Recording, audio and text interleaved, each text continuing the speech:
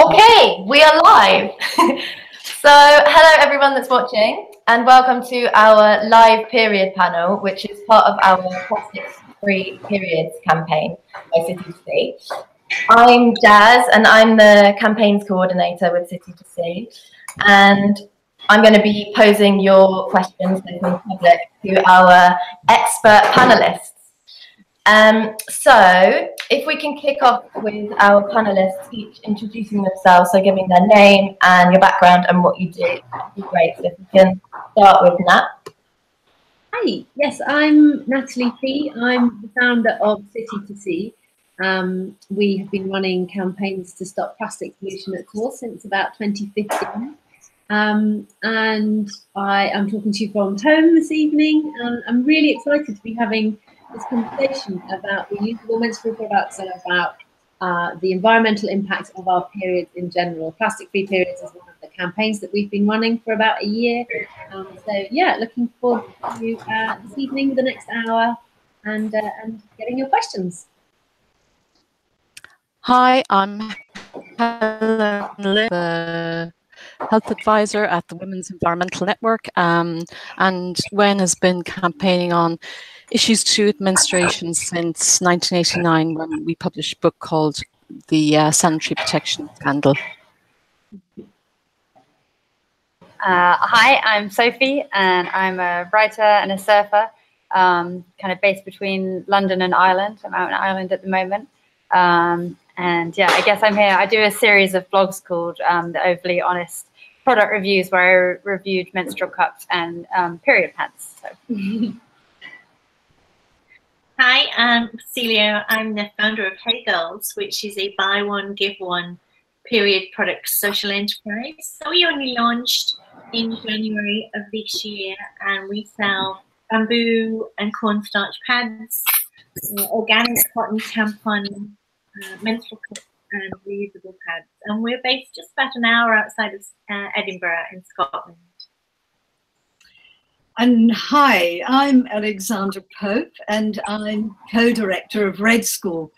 And I have been teaching on the power of the menstrual cycle, the psychological and spiritual power of the menstrual cycle, for over 30 years now. And at Red School, we run workshops, trainings, online courses, and I'm co-author of the book Wild Power. Great, welcome everybody. So to start off the conversation, Helen, could you just give us a very brief background about the biology behind periods? We don't have a clue who's going to be watching this, so we might need a bit of setting the scene about it. Sure. Well, periods basically are just a release of the tissue that grew to support possible pregnancy in the womb or the uterus, and it happens after each menstrual cycle when a pregnancy doesn't occur or when an egg hasn't been fertilized. And basically your uterus just sheds through your vagina, through your cervix, and blood and endometrial tissue, which is like the lining of the womb, is released. And that's what we use period products to catch. Perfect, thank you. And Alexander, did you have anything that you wanted to add about how we view periods as part of our natural cycle? Well, just to say that menstruation is just one aspect of a whole rhythm that exists within us.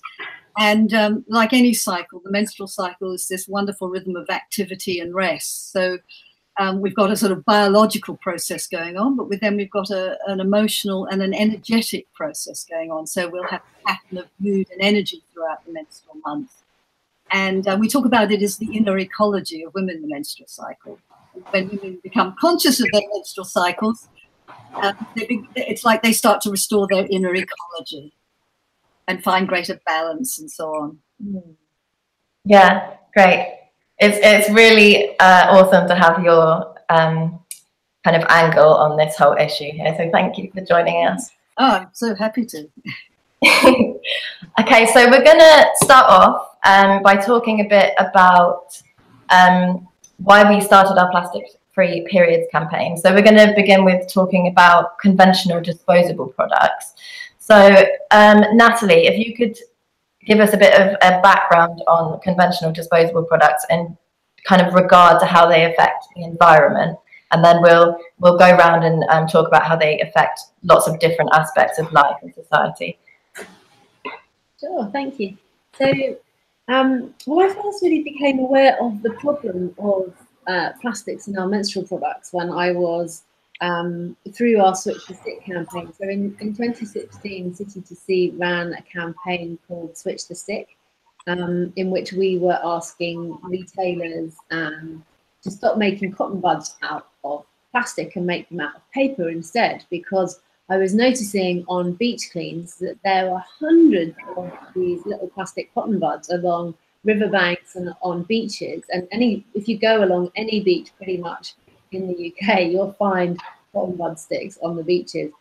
So through that campaign, I actually then became aware of the connection that there is between our toilets and our rivers and our seas. And until then, I hadn't realised that if I flushed a tampon, that tampon could, one, block the sewers, meaning that then the sewers would overflow and plastics and other things that had been flushed would overflow into the rivers and seas. So that was something I didn't realise, that actually when we flush things that aren't, don't break down, so if we flush anything other than pee, paper and food, we contribute to these fatbergs, these gross coagulations of wipes and menstrual products in our sewers.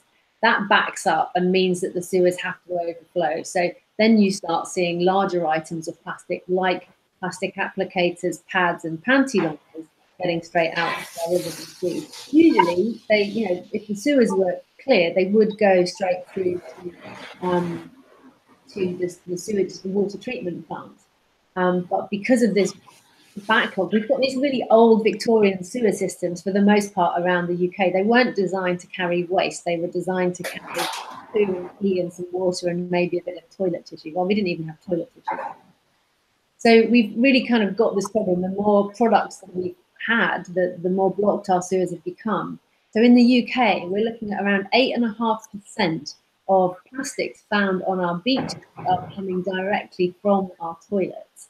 So that is quite a big chunk of ocean plastics, beach plastics here in the UK that really could be avoided if. So that's one part of the sort of sticking periods problem, really, is the effect that it's having on our marine environment.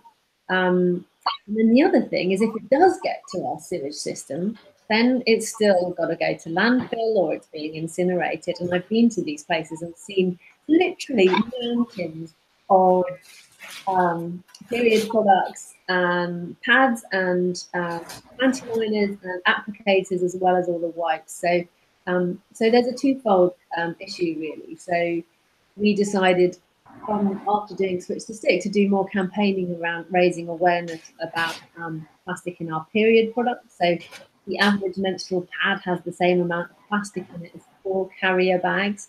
So I did some sums. Given that we're flushing around 1.5 million pads down UK toilets every day, I worked out that comes in at about the equivalent of 5.6 million plastic bags that we're flushing down the sewers, down the toilets every day.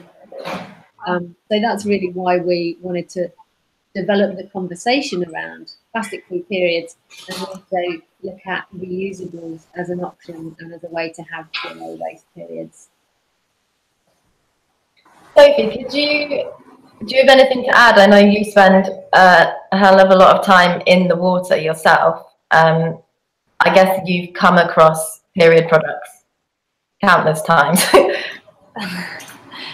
Yeah, I've been duck diving on my surfboard and come up and had used sanitary pads land on my surfboard. And I see loads of plastic applicators on the beach. So yeah, I think like they are a really common item to find on the beach. So definitely what Nat's saying about them finding their way into the oceans is true.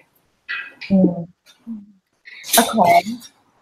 Now looking at it from a slightly different angle, Helen, could you talk to us a bit about the impact of disposable products and particularly the kind of always Tampax, Lillet's disposable products that are most commonly used and their impact on our health?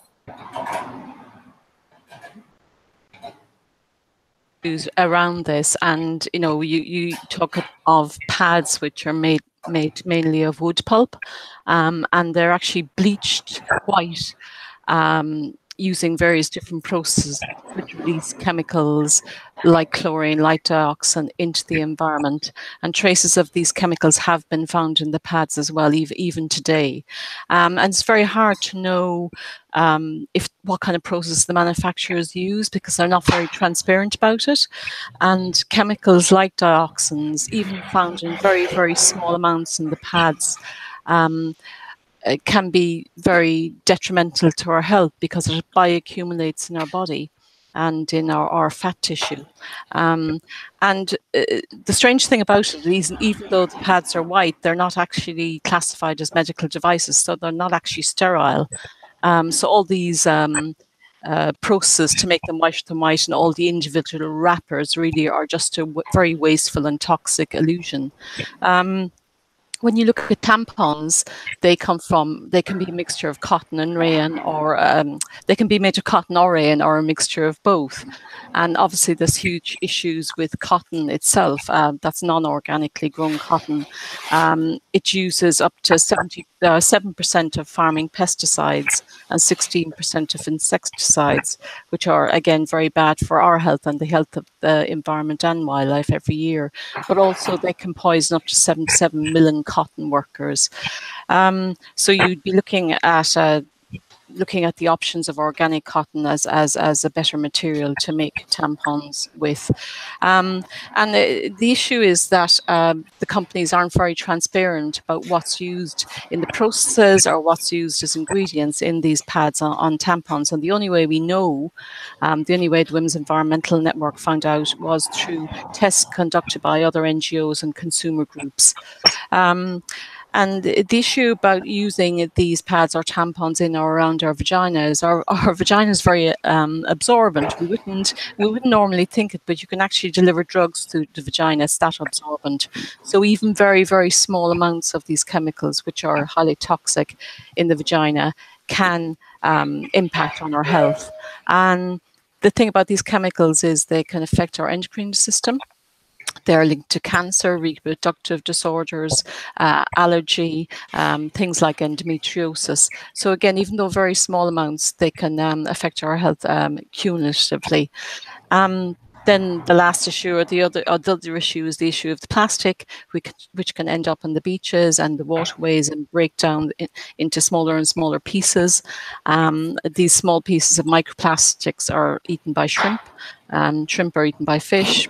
Fish are eaten by bigger fish, and then we eat these fish. And we can also get levels of these microplastics from diet of seafood. And obviously they affect the wildlife as well, in the ocean and in the environment, and again in the landfill, where they can leach out certain chemicals while they break down over hundreds of years. Scary stuff. Sorry, it's quite a big issue to talk about in just 5 minutes, but that's yeah, of course. I'm sure we'll come back to some of that stuff. But for now, Celia, could you give us a bit of a background about period poverty here in the UK, and how our use of disposable menstrual products might link in with that? Yeah, so I think it's amazing in this day and age that we even have period poverty in the UK. I can't tell you the amount of people I talk to, and we start to talk about what Hey Girls is doing, and at the end of it they'll say, so you're sending reusables out to Africa? And we say, no, actually this is for our girls, UK girls and women that are really struggling to access products. So the stats are pretty horrific. So it's 1 in 10 girls and women across the whole of the UK, 1 in 7 in London, and then it's 1 in 5 in Scotland. There's 250,000 children being brought up in poverty in Scotland, which is just, it's pretty difficult to think about that. But, if anybody knows, when mum goes shopping and she gets some checkouts and you've got £12 in your purse and the shopping comes to £14, the first thing you put back is the menstrual products, because that's, you put that behind food.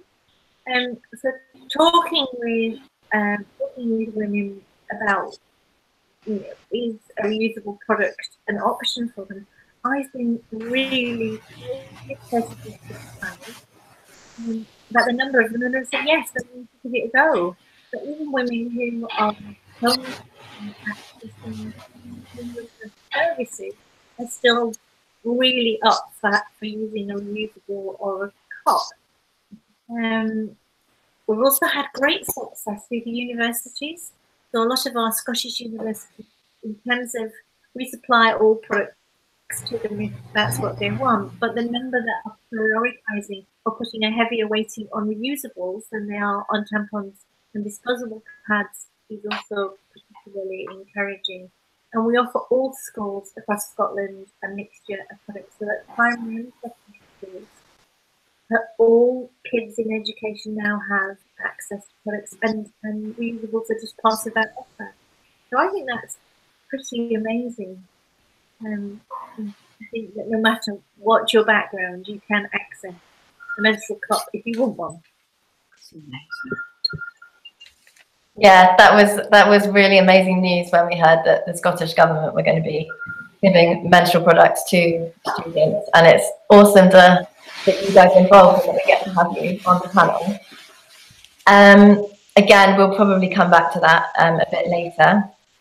For now, Alexandra, could you talk to us a bit about how the current story around periods and period products might be kind of harming society or women, or yeah, what you think around how we perceive periods at the moment? Oh, wow, it's a huge topic. Yeah. I'm just sort of reeling from what everyone has shared, you know, because I know all this, I've known this for years, but to hear it and to hear the figures, it's just sort of mind-blowing, really. And also the impact we can have if we start to think differently about this. And I think it really comes back to women waking up to their menstrual cycles as a living presence inside themselves, something that's worth paying attention to.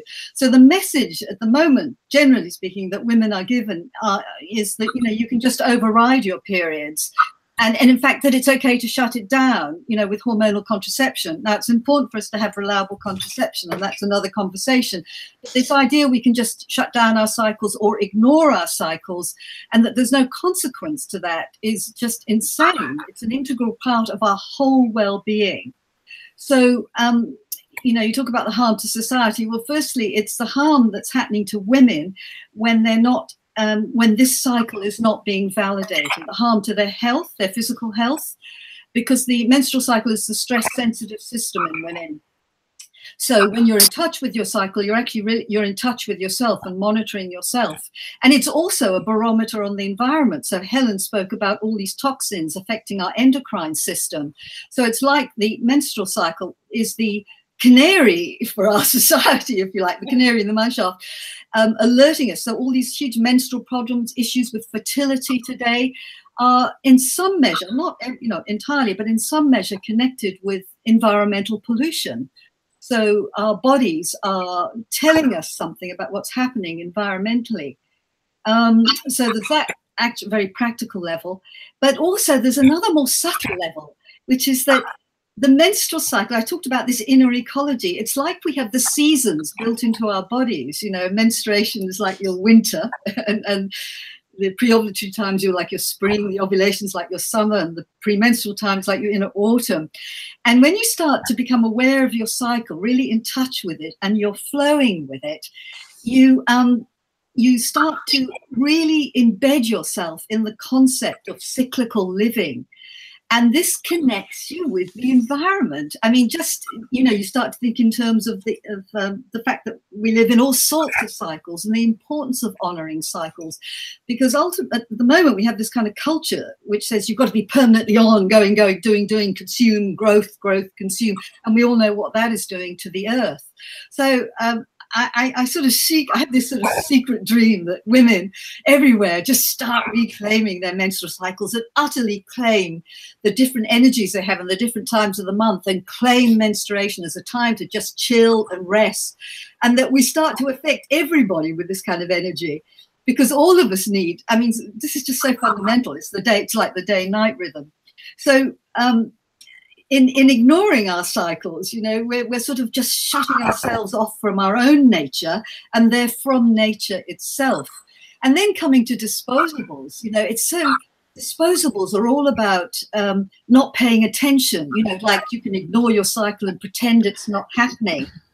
And actually that's incredibly damaging for yourself, because you're not in touch with your body, and you're not responding to your body and its needs and your emotional needs, not just your physical needs. So you're actually damaging your health by this ignoring of your cycle and pretending menstruation's not happening. And then the moment you start to use disposables, I've seen this so much with women. I'm sorry, the moment you start using reusable products like the cup or reusable pads, women say that they start to make friends with their cycle just naturally and organically. It just kind of happens. You know, they're just, you know, they're using it perhaps because they're interested in the environment, or because they want to save money in the long term, or whatever reason. But they start using reusables, and they start to have a different relationship with their menstrual cycle, and therefore with themselves.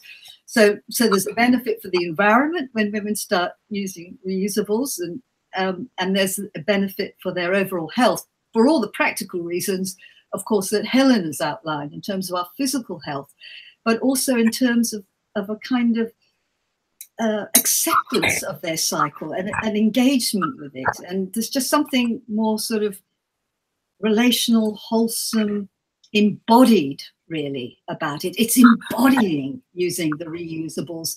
Whereas disposables are, it's kind of all part of this kind of coming out of ourselves, disembodying. So cycle awareness and reusable products and all that are a way of grounding women back into themselves, connecting to their own nature, and also then feeling their connection to the environment. So it's like we naturally become more attuned to caring for the environment. It really does waken something in us, this kind of responsiveness and responsibility for our world. It's amazing. Thank you, Alexander. It's really beautiful to hear people talking about periods in that way. I guess we kind of get used to thinking about them in quite a mechanical way, like this thing that just happens to us every month. So it's really interesting to think about how we can use it to actually make a greater connection with ourselves and with our health, and as you're saying, with the environment as well. So now I think we've spoken a bit about kind of the problems surrounding the picture we've painted around periods and the products that we use. So it'd be really nice if we can concentrate on how we can create a better narrative around periods, and look at some of the alternatives to conventional disposable products, and also some of the amazing work that you guys are doing to help normalize and create a conversation around periods and reusable products. So if we could begin with Nat, if you could just give us a bit of background information about what alternative products there are for people to use other than conventional disposable products, and the benefits of using those products in relation to the environment and the ocean. Yeah, sure. Well, I think the basic thing with reusables is that it does what it says on the tin. They are reusable, so you're not creating this monthly sort of part of this monthly waste cycle. So there have been loads of developments and really exciting innovation. And I often laugh, there's a GIF or a meme or something that goes around that's like, if men had periods, like, can you imagine, like, now by this point in our sort of evolution as a society, all the different ranges of products and things there would have been. But I think now it's becoming more normal to talk about it, and we're having these conversations. The rise of the reusable has been extraordinary, and I think that's something that we've really been championing at City to See when it comes to changing behaviour and getting people to do something different, especially around a subject that some people still feel uncomfortable talking about. We really have to come up with a new story. So we have to replace the old story of, like, you know, periods are bad, let's just do whatever we can to get them over with quick enough and have these small enough products that we can hide away from everyone so people don't know that we're bleeding, with a conversation that's more open. and championing the alternative. So the rise of reusable is really kind of what we're promoting. We're showing that there's a better way, and actually that could be more fun. And as we heard Alexandra saying, that there are many different benefits to switching to reusable. So just kind of to run through, there are a number of washable pads. So here's an example of a washable pad. So you can just clip that in to your knickers and then just throw it in the wash with the rest of your clothes. There are, and like if you want to in the bathroom, so you can have a little bag in there that you just throw them into. I have a teenage son, so he doesn't, and his friends come around, they don't necessarily want to see my used pads hanging around the bathroom, so I've got a little box that I just throw them in, and then I gather that up when I put them in the wash. And then there are washable pants. See, these look quite sexy. You wouldn't necessarily think that these were period pants, but yes, they are. This is a pair of Thinks. So you literally just bleed into the pants, and then again, you just throw the pants in the wash.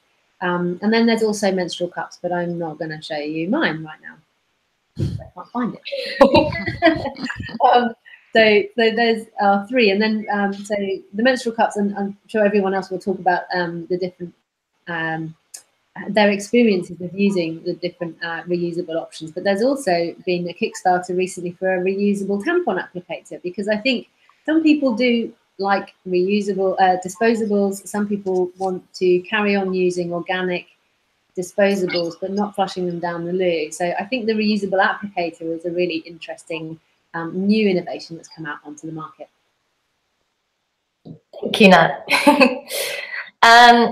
Helen, could you tell us a bit about what the benefits are for our health in terms of switching to reusable period products?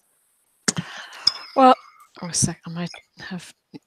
Can you hear me? Did I turn off my? Yeah, we can hear you. Okay.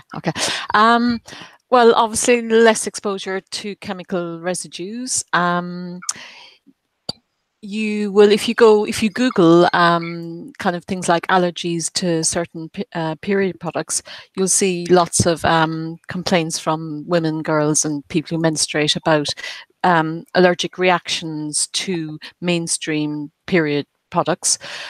So with reusables, you're less likely or not at all likely to get those kind of reactions. Obviously, there's less plastic involved in the manufacture of these products. Plastic is made from fossil fuels, so it has a benefit for climate change. And if you think that women, girls, and people who menstruate use about 11,000 products in their lifetime, and how many women there are who are menstruating at any one time, you'll see that this would be of really good benefit. I would say one thing from the Women's Environmental Network's perspective, that some of the reusables, we're seeing a huge increase in innovation, which is really, really good. And obviously the impact on waste minimization, waste reduction around period products is excellent. But we're still seeing certain chemicals used in reusables like antimicrobials and antibacterials. And you don't see them in any other product used to mop up blood.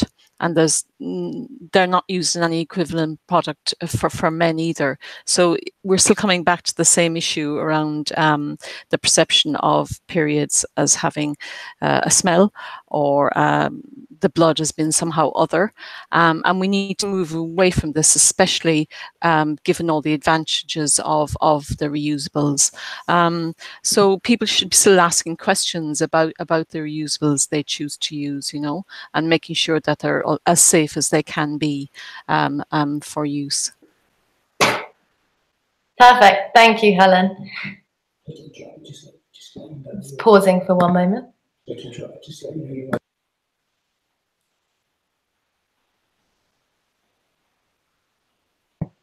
Sorry about that.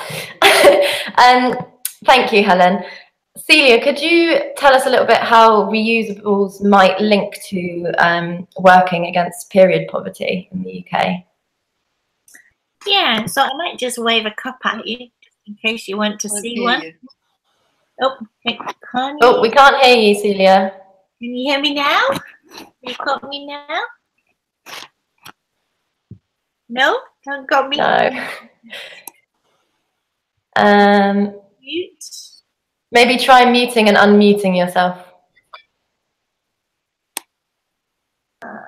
And that's me unmuted. No, that's not working. Have you got any headphones with a little microphone that you could use? Sorry, I haven't. No. Can you not hear it? No. I'll turn the sound off. Sorry. It's awful, isn't it? I don't know why it's doing that. It might be worth you. It might be worth you hanging up on the call and then joining again. All right.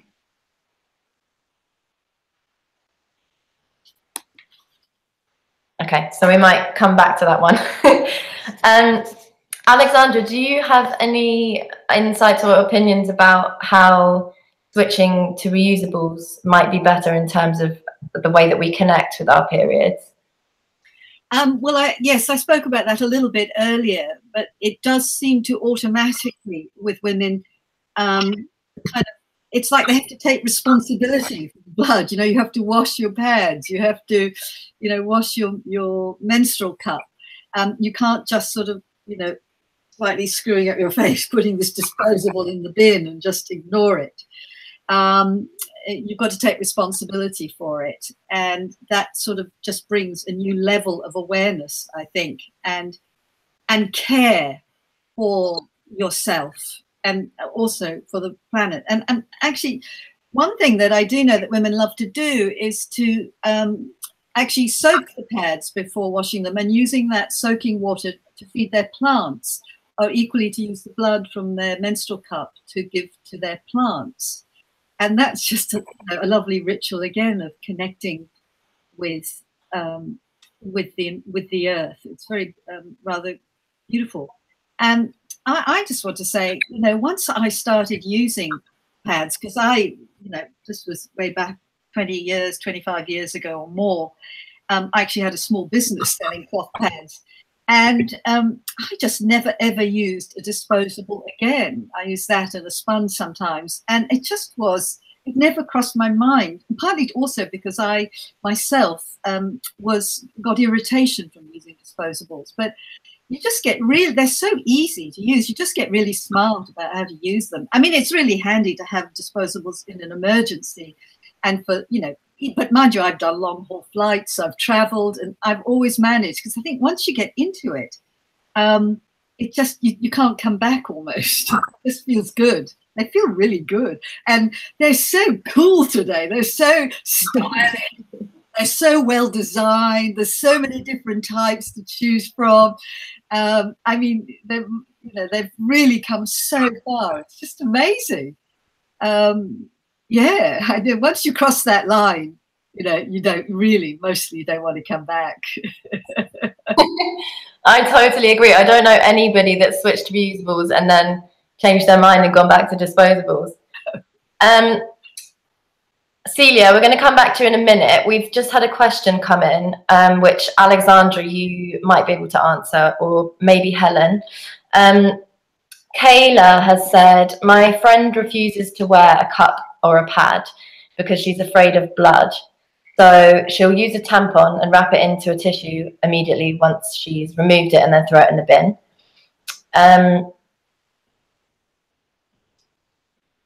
She said that she wouldn't be able to use a reusable product because of her fear of blood, and it's a problem that we don't know how to solve. Do you have any ideas about how she can deal with that? I think Helen might have something interesting to say, but I would like to just say one thing, which is that I would not force yourself to do anything here. I would actually concentrate on actually developing a relationship with the cycle overall, and starting to really enjoy your menstrual cycle, and not try and fight that one. Just kind of let it be, and find, you know, organic cotton tampons, you know, rather than using the kind of regular ones out there. And it's so great to hear about this reusable applicator.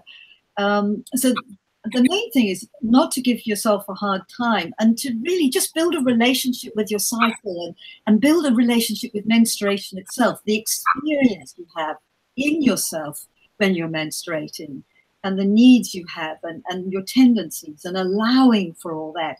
And I just secretly wonder if that might not begin to shift something. That is just my little secret something that I hope for you. But not to kind of push anything there. Yeah, that's really great that you mentioned. I don't think any of us brought it up before, that we can still use disposables, but use 100% organic disposables, which obviously still shouldn't get flushed down the toilet, but they are much less harmful to the environment. And companies like Natural Care and Grace and Green sell those. Helen, did you want to add anything to that? No, I think that's a really, really good answer. And, you know, I mean, from my own perspective, when I started working the Women's Environmental Network on working on periods, I was given a book when I was growing up called The Curse, you know, and that's that was my kind of perception, that it was something I had to endure. But when I started reading about it, when I started to work on it, my feelings around it completely changed. It definitely got less painful. And I've actually done workshops as well with Alexandra, which I found really, really beneficial in completely refocusing my idea around it. And so it might be, yeah, it might be good for that young, I don't know if she's, how old she is, the young woman, to really have a think about her periods and stuff, and her body and the changes her body is going through. And obviously we can't know why she's afraid of blood and how to address that, but I think to take advice from Alexandra would be really good. Yeah. Do you know roughly how much blood we lose every month during our period? I just muted. It's about 6 tablespoons. Which isn't an awful lot. It's about 80, I think it's 80 grams, or 80 mils, I think, in your entire period, and so it's not very much. But obviously, some women can use more, but it's about a teacup. Okay. Yeah. Great. Thank you, Helen and Alexander. We'll come back to Celia now. I think other people listening in could hear you, but we couldn't. So I'll repeat the question. If you could give us a bit of background info into how switching to reusables, either as an individual or as a kind of culture in a society, might help to change period poverty here in the UK. Yeah, I think there's, if we think about when we need to make these decisions, it's about education, and that starts in primary school.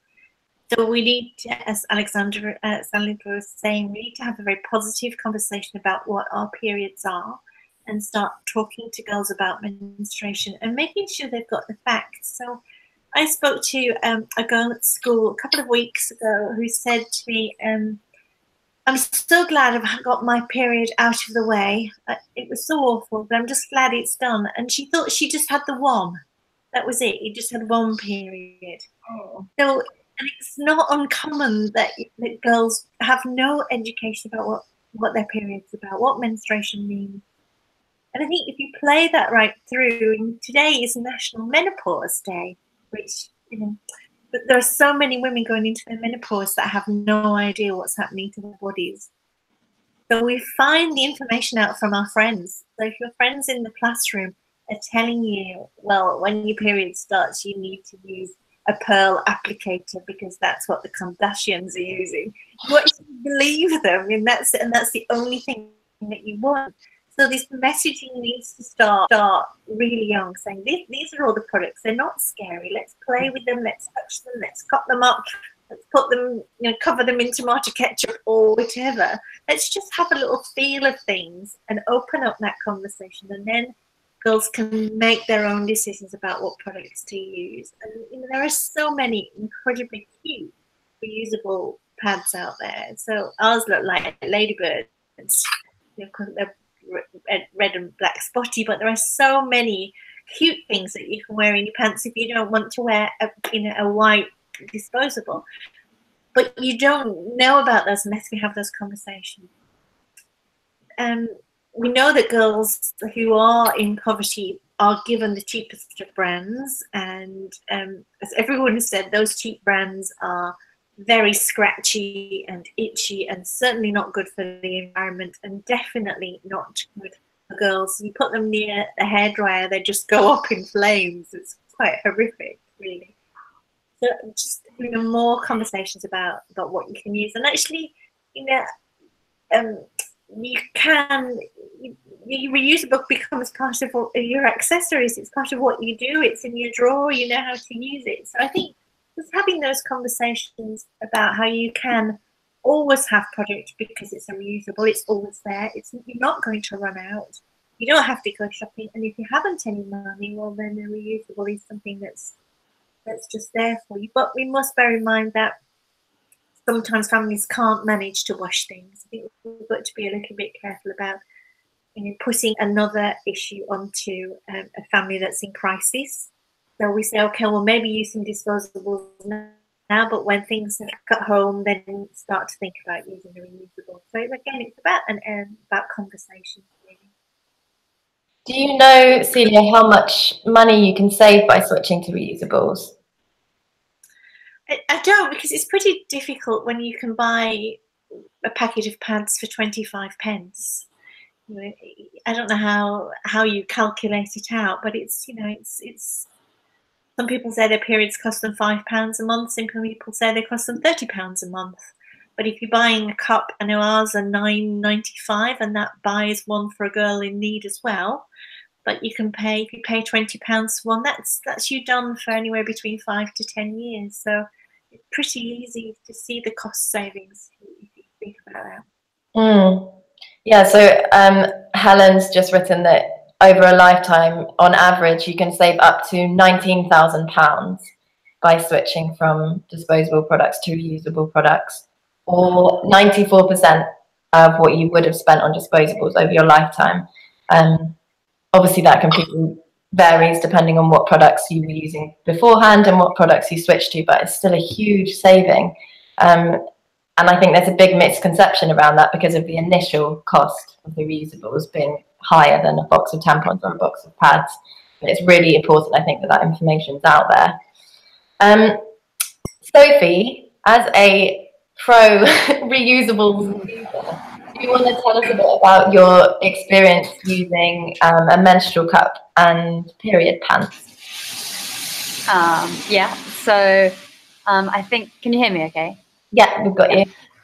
I think at the beginning when I first heard about menstrual cups, I, like a lot of people, thought, oh my God, ew, that's gross, a cup full of blood. But then when I actually thought about it, it's definitely no different. Well, it's less gross than putting some bleached fabrics with plastic inside your vagina. So I quickly got over the gross thing and started using them. Now I'm using menstrual cup and period pants and absolutely love it. The period pants are my favorite because it just allows for the ultimate lazy period. You just wear pants and bleed, nothing else required. Knowing how to wash them is important. You shouldn't put any fabric softener in with them. I think there's a good little video on the She Thinks website about washing them and putting in a cup of vinegar with them to eliminate any odors. And yeah, the menstrual cup, my only advice is to make sure you trim the stem because if you, everyone's a different size, so you have to trim the stem to fit. And if you don't, for me, the stem hung out a little bit. And my first few months of wearing it, I was finding it was grazing me a little bit. But it was only when I started chatting with my girlfriends who used them that I found out that you were meant to trim it. So yeah, I think it's good to talk about it so we don't all end up with grazed labias.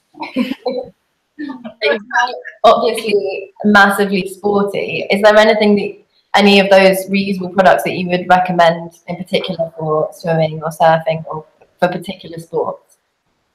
Yeah, when I swim and surf, I use a menstrual cup. I have the Moon Cup.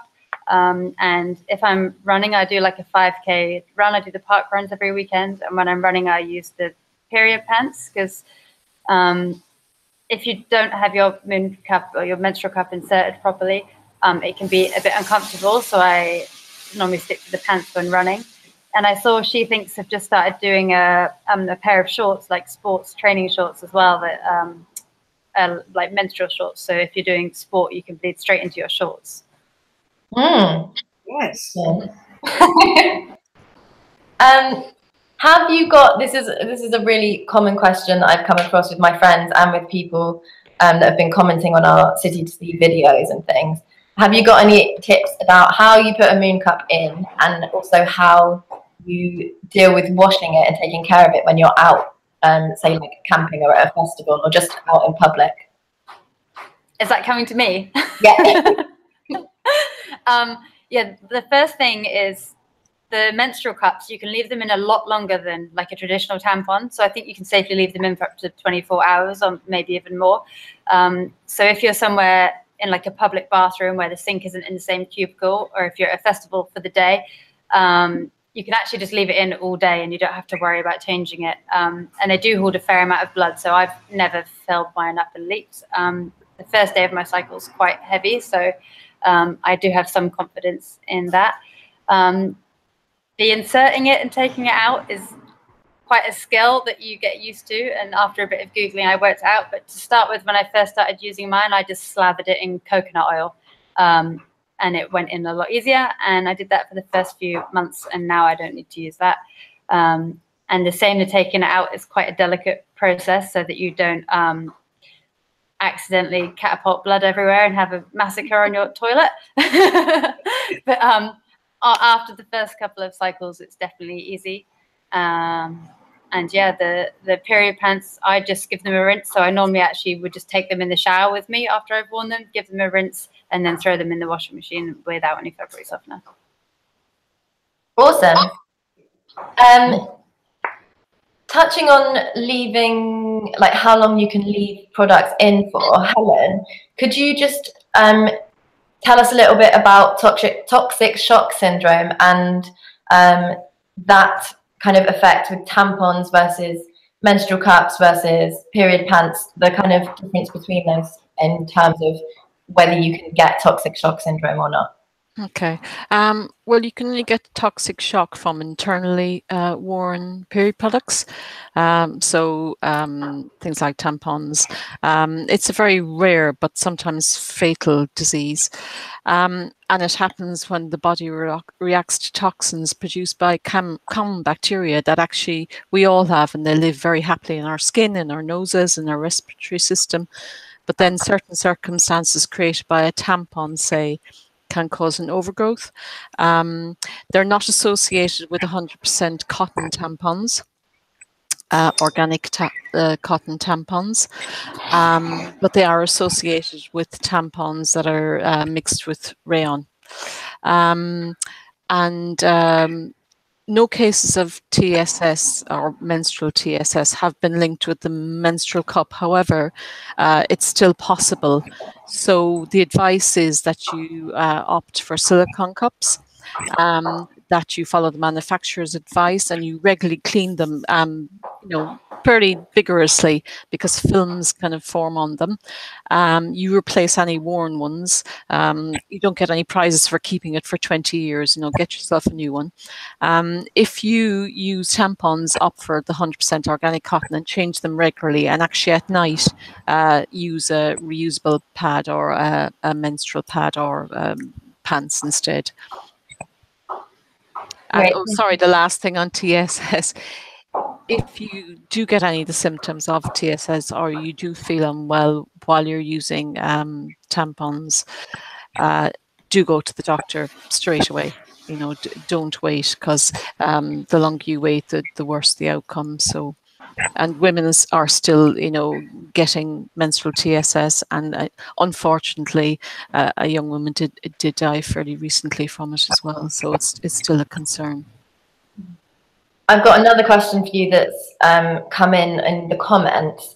Alexandra mentioned about how you can actually use your menstrual blood to water plants because of all the nutrients in the blood.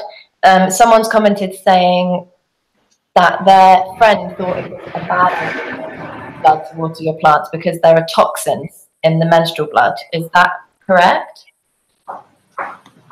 Are you asking me? Sorry. Yes. Oh,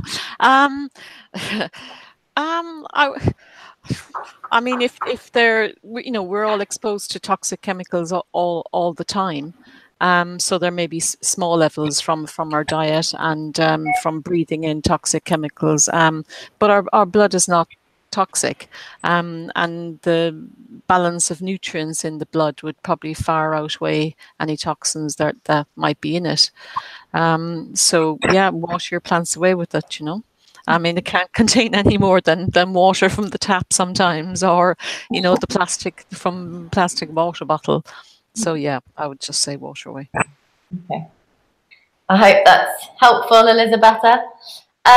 So Sophie's tried out the period pants and the menstrual cup. Have any of you guys tried out the reusable pads? And can you comment on your experience with them? Natalie? Go for it.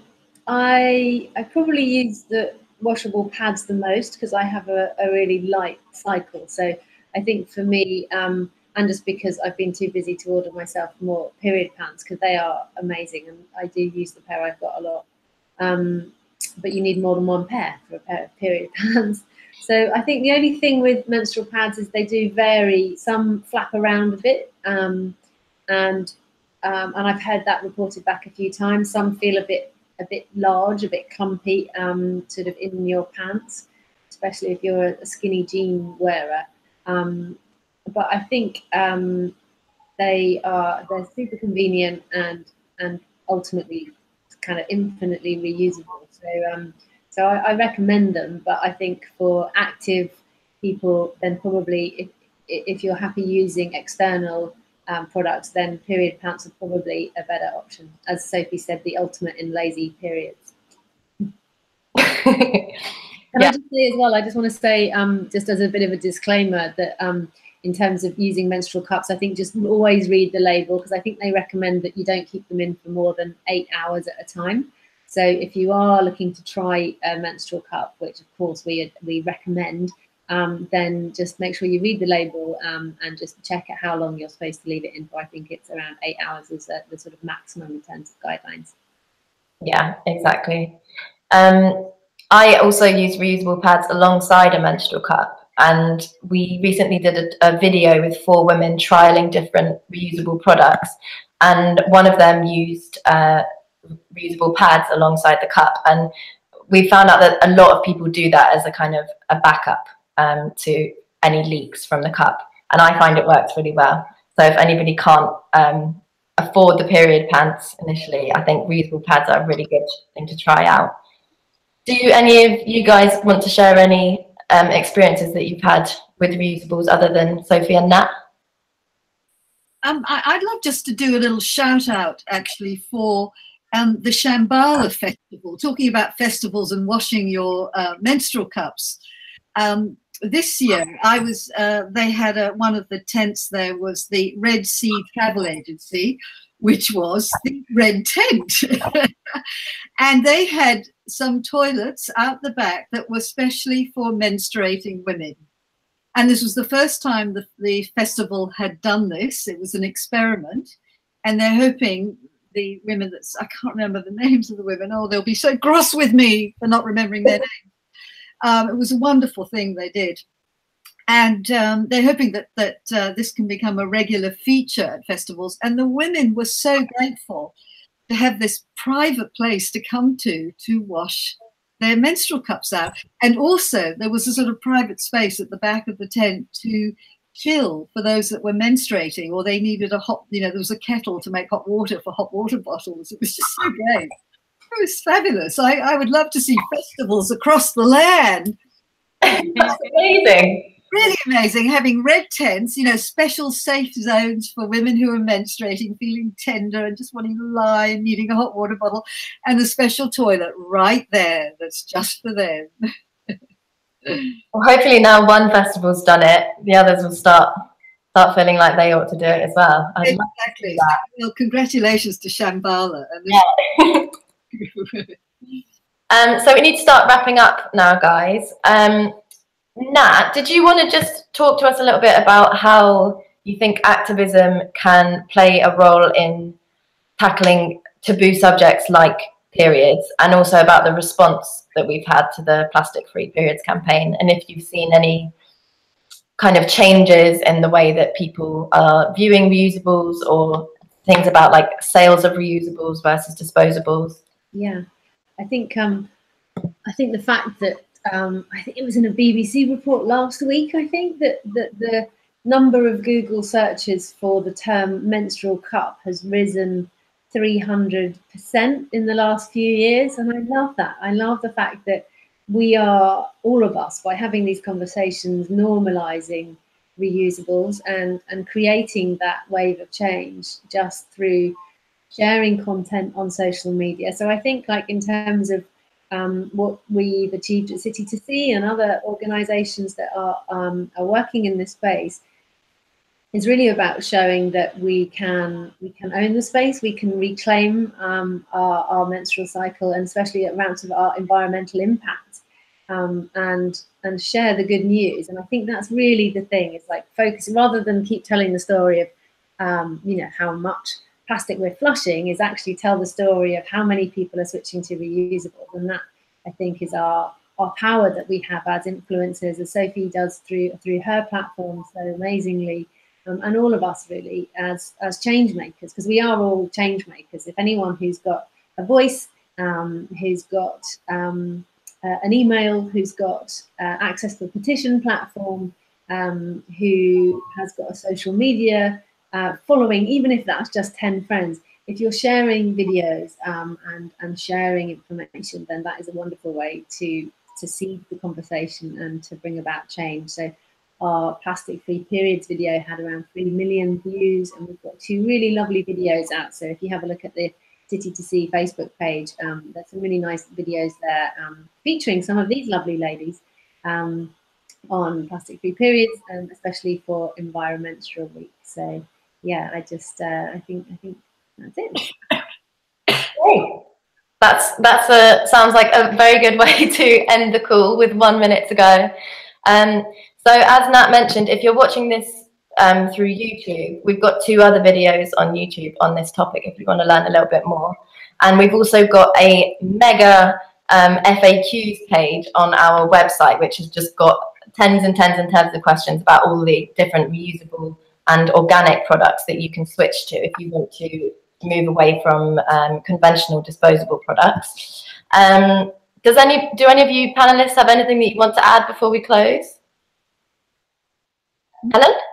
Sorry, seeing as it's happening this week, I just give a shout out for the Women's Environmental Network Environmental Week of Action, Periods Without Plastic campaign. There's lots of information on the website. There's a huge coalition of groups joined together to promote healthy and eco-friendly menstrual products. There's lots of exciting things happening, and just go over to the website, have a look, and maybe I'll see you at an event. And yeah, happy period.